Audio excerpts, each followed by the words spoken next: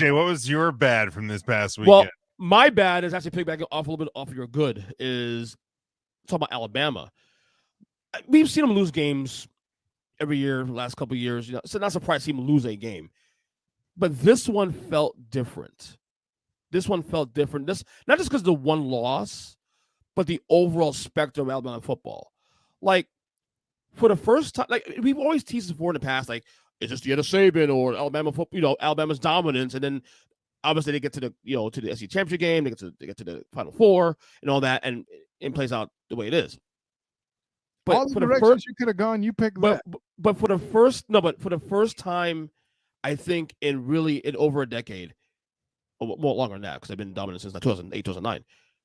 It really feels like we're at a real crossroads for Alabama in terms of dominance. Not in terms of being a good football team, but in terms of dominant Alabama, top 5, 6 consistently every year. I think for the first, with NIL, with dude, and you're starting to see a little bit of parity a little bit now in college football now. Okay.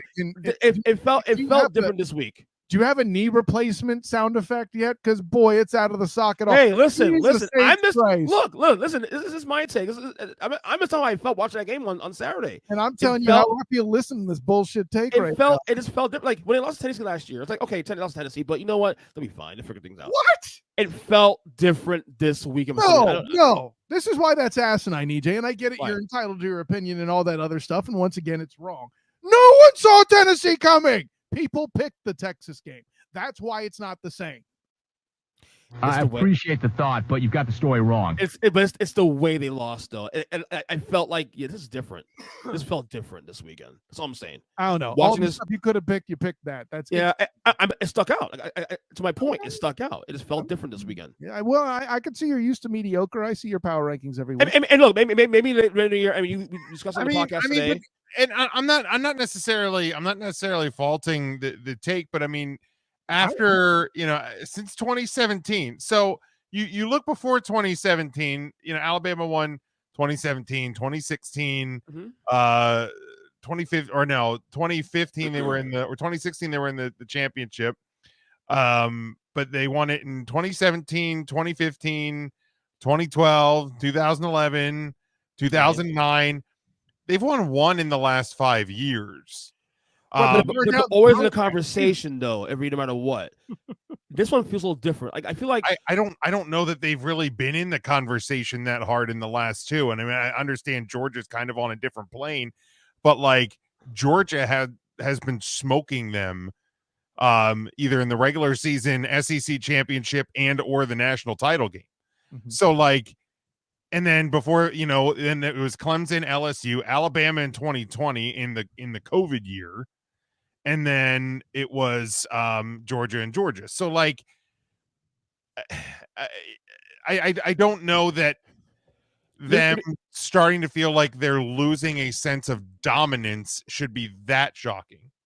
It kind of reminds me of the Patriots circa 2009 to 2011. Now, granted, the Pats did come back and had another run on the second half of Brady's career, but there was a little area where they go to the wild card, losing the wild card, or the second round of playoffs. Like they were not in that top four, like they were really vulnerable as a team, like beyond just making the playoffs. I mean, that's how it feels like to me. Here's what I'll say about Alabama, though. If you came into this season thinking that Alabama was going to be dominant or really in the conversation, I don't think you were paying attention. Right.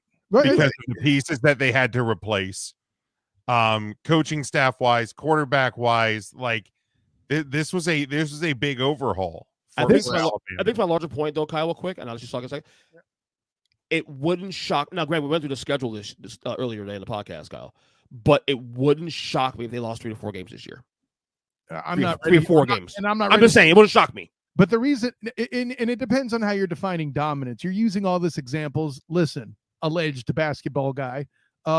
This is your example. Allegedly. Your example should probably be the dream team, right? The rest of the world is catching up.